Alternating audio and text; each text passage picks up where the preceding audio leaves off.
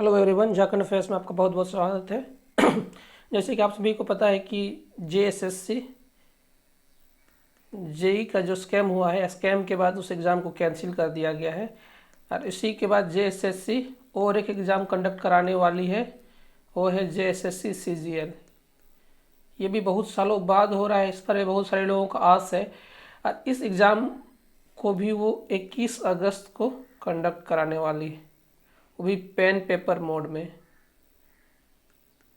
इस एग्ज़ाम को लेकर अभी बहुत सारे संशय हैं, क्योंकि एक एग्ज़ाम जेएसएससी का जांच के दायरे में आ गया, उसमें भी ओपन धांधली हुई थी जेएसएससी जेई को लेकर के, जिसको सरकार को एनी हाउ कैंसिल करना ही पड़ा।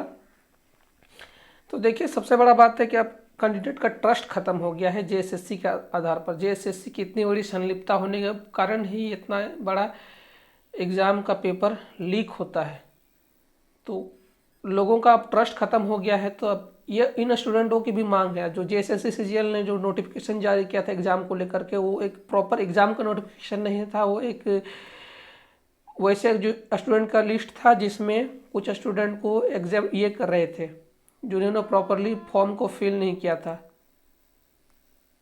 अनफिल्ड फॉर्म का स्टूडेंट का लिस्ट था, उसमें लास्ट में सिर्फ मेंशन किया हुआ था, मीन्स एग्जाम को लेकर के कोई नोटिस नहीं था। मतलब एक तरह से वो टेंटेटिव डेट माना जाएगा, इसके बाद से और कोई दूसरा नोटिस, कंफर्म नोटिस एग्जाम को लेकर के नहीं आया हुआ है। तो पहले से ही तो संशय में था 21 अगस्त का डेट जेएसएससी सीजीएल को लेकर के। उसके बाद जो जेएसएससी का एक एग्ज़ाम स्कैम के दायरे में आ गया, जांच के दायरे में आ गया है। उसके बाद उसके अलावा राज्य में बहुत सारी चीज़ें हो रही, तो सरकार बहुत सारी चीज़ों से दबाव में है और ये तो अलग दबाव उनके पास आ गया कि इस एग्ज़ाम को भी एक फेयरली कंडक्ट कराना है। तो सबसे बड़ा है कि जेएसएससी पर ही दाग लग गया है। तो कितना सही होगा उस एग्ज़ाम को भी तुरंत करवा लेना कि थोड़ा सा समय देना चाहिए, ये आप लोग की क्या राय है? क्योंकि ये जो नोटिफिकेशन नंबर था 5/2021, इसमें सचिवालय के कुछ कुछ पोस्ट थे, सचिवालय के पोस्ट थे, सहायता प्रशाखा पदाधिकारी, ब्लॉक वाले और आपूर्ति अधिकारी, ये सब के पोस्ट थे जेएसएससी सीजीएल में। तो सीजीएल का एग्ज़ाम को जेएसएससी से कंडक्ट करवाना हो भी तुरंत और पेन पेपर मोड में, जबकि तुरंत अभी एक धांधली हुई है, थोड़ा सा ये रिस्की लग सकता है। कुछ लोग सवाल बोल सकते हैं कि एग्ज़ाम को थोड़ा पोस्टपोन कर दिया जाना चाहिए, थोड़ा सा ट्रस्टेड वे में एग्ज़ाम को कंसल्ट कराना चाहिए, या फिर क्योंकि फिर से वैसा हो एग्ज़ाम हो कैंसिल, वो नहीं होना चाहिए। सबसे बड़ा बात, एग्ज़ाम होना चाहिए, लेकिन आप टेंटेटिव और एक सही डेट और कौन से तरीके से करवाएंगे स्टूडेंट, आप लोगों की क्या राय है, कैसा होना चाहिए?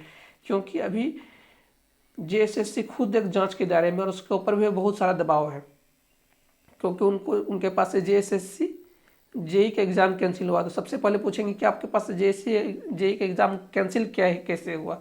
तो पहले से ही जांच के दबाव में है, ऊपर से प्रेशर उनके ऊपर से, उनको और एक एग्ज़ाम कंडक्ट करवाना है, तो थोड़ा सा समय जेएसएससी को लेना चाहिए। और सबसे बेस्ट ऑप्शन होता है कि सीबीटी मोड में आप जेएसएससी को भी शिफ्ट कर जाना चाहिए।